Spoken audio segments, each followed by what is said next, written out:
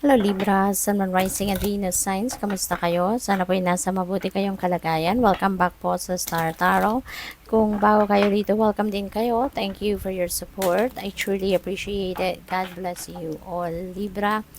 Una mensahe po ninyo ngayon, Seven of Pentacles. Ayan, so parang ang dami mo nang ginawa, no? Parang na-exhaust mo na lahat ng energy mo, lahat ng resources, lahat ng effort ninyo nagawa mo na, no, sa kung ano man ang pinagtatrabahuan ninyo. Pero ngayon,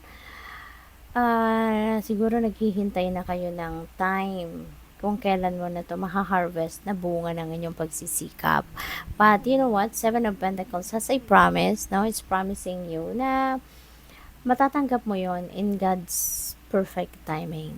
'Di ba? Hindi naman to sinasabi sa inyo na hindi ka magtatagumpay or hindi mo makakamit yung tagumpay. Ang sinasabi lang sa iyo rito na makakamit mo din yan but not now. Hindi pa ngayon kasi hindi pa handa. No? Hindi pa handa ang universe para sa iyo. Hindi pa handa para ibigay sa iyo yung kung ano man ang fruit of your labor. So, maaaring may kulang, no? Libra. So, now is the time also na siguro kailangan mo muna na mag-isip-isip muna. Kailangan mo na mag-re-evaluate kayo ng sarili ninyo. What you have done already, ano mga naging epekto nito, anong ano nakikita mo na resulta, no, ng mga ginawa nyo na. Kasi maybe, ma-realize mo sa ngayon na, ay, may kulang pa pala, hindi ko pa pala to nagagawa, hindi ko pa pala to nasusubukan gawin, no, yung ganon. Kaya, re-evaluate, no, what you have done already. Kasi baka makita mo yung missing piece, okay? Malay mo, yun na lang ang kulang, 'di ba? At ibibigay na sa'yo. This is success, no? Moving on energy din ito, and this is success. So, merong tagumpay. Magtatagumpay kayo sa mga bagay-bagay na maaaring pinagtatrabahuan ninyo. Magtatagumpay kayo sa ibang area ng buhay ninyo sa ngayon na maaaring meron kayong pinaglalaban, meron kayong pinag-i-effortan, maaaring merong problema kayo na you're trying to solve, no? And you are going to succeed. Okay? Mapagtatagumpayan mo yan. Kaya nga, you would be able to move forward with your life na. You're going to move on with your life. And this also may involve travel. Kaya pwedeng merong travel ang iba sa inyo rito, no? May pupuntahan. Ace of Wands, this is a new beginning energy. Maaaring yung travel na to is going to be related to this Ace of Wands. Kasi sa Ace of Wands, you are going to start something new rito. Maaaring new venture rito, new endeavor rito, na kung saan magagamit mo dito yung inyong creative prowess. Magagamit mo dito yung inyong artistry. Magagamit mo dito yung inyong ang inyong talents, no, ang inyong gifts. Kaya this is exciting, no? This could be a new career, a new job, no? Mga ganun ba na mapapalago mo to, magsasucceed ka diyan. We have Seven of Wands. Ayan. So siguro dahil sa mga matagumpay mong ginagawa or dahil sa kasipagan mo sa great job na ginagawa mo, magandang performance mo sa trabaho, pwede merong mga naiinggit sa'yo, no?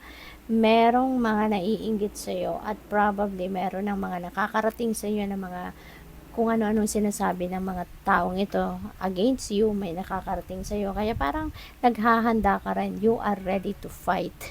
Kumbaga, you are ready to bounce back. You are ready to to defend yourself dito. But choose your battles, no, Libra. Choose your battles. May mga sitwasyon na kailangan nating harapin, may mga laban na kailangan nating harapin, labanan talaga. Pero may mga laban din na kailangan nating stay put lang tayo or atrasan na lang natin kasi it's not worth our effort, time, and energy. Okay? So, tignan ninyo. Kung kailangan talaga ninyong harapin, then go for it. Pero kung hindi naman, ay wag na. 'Di ba? Sayang naman ng oras mo, ng effort mo at energy. So, we have the land between. So, most of you sa ngayon, Libra, is in, yung parang nasa ano kayo, nasa gitna kayo. No, nasa gitna kayo. You are in the process of change. Parang, there is transition happening pero hindi pa kayo nandoon totally sa bagong mundo ninyo, 'di ba? Yung parang kunyari, just say for example, nag-ano kayo, may gusto kayong bagong trabaho, no? So maaaring natanggap na kayo sa trabahong 'yon, maaaring ngayon nasa process na kayo ng nasa process na kayo ng transition, maaaring nag-resign na kayo sa trabaho ninyo, sa current ninyong trabaho kasi gusto mo nang magsimula doon sa bago mong trabaho. Pero hindi ka pa nagsisimula doon, kumbaga nag-aayos ka pala ngayon ng mga papeles, nag-aayos ka pala ngayon ng mga kakailanganin mo sa paglilipat mo doon sa bago mong trabaho. Baka inaayos mo pa ngayon yung mga titirahan mo or saan ka titira, 'di ba? Baka nagbubook ka pala ngayon ng B&B para kung saan ka temporarily titira muna habang naghahanap ka ng permanent mong matitirahan doon sa kung saan man ang workplace mo. Yung mga ganun ba? You are in the middle. You are in the process of moving towards the new situation or a new place, kumbaga kung saan doon ka na maglilipat, no? Yung ganun. Parang nandun kayo sa ganong sitwasyon sa ngayon. Willing release. Ayan, you are definitely going to release yourself or release something sa buhay ninyo na hindi na nagsiserve ng inyong highest good, na hindi na nagsiserve ng inyong best interest. So, ngayon, parang you are going to release something na alam mong wala na tong pakinabang, wala na tong maidudulot na maganda sa'yo, wala na tong maidudulot na maayos sa buhay ninyo, kaya willing na kayong i-let go ito. No? So, nandoon kayo dito sa transformation period sa buhay ninyo. What else? We have awakening genius. Wow, napakaganda kasi you are a person of wisdom. Marami na kayong natutunan sa buhay, marami na kayong alam. You've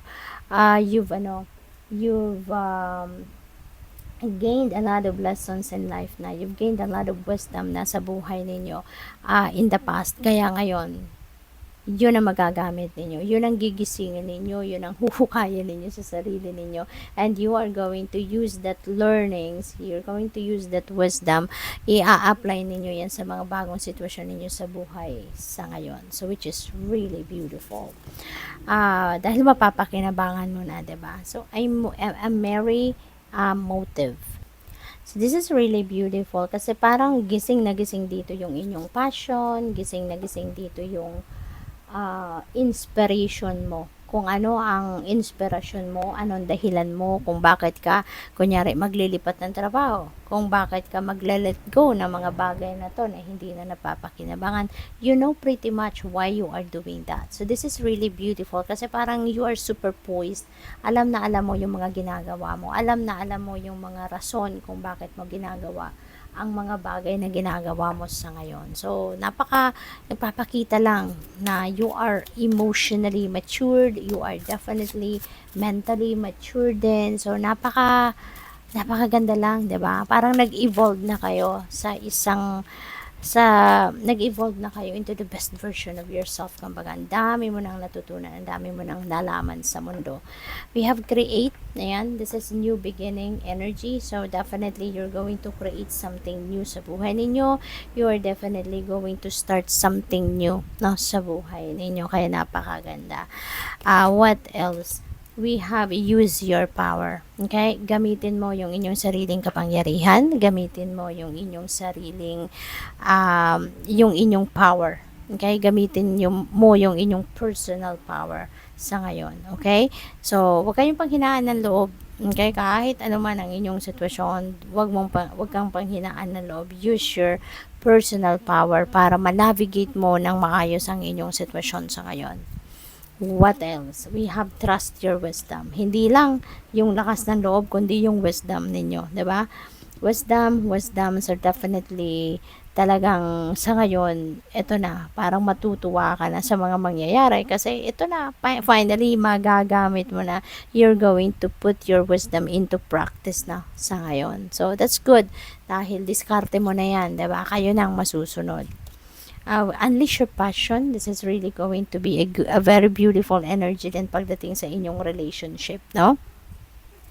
Unleash your passion. Ipakita mo na din sa ngayon kung gaano ka importante sa iyo yung person mo, yung mahal mo sa buhay, yung ganon, yung ka-love life mo, kumbaga. You're going to siguro ngayon, you're going to have that strength, 'di ba? Kasi siguro dati nahihiya ka, na-awkward ka, pero ngayon ito, maglalakas ka ng loob na din na ipakitang sa person mo, or iparamdam sa person mo yung inyong love, yung inyong passion towards him or her. So, good luck. Thank you for watching. Love and light. Namaste.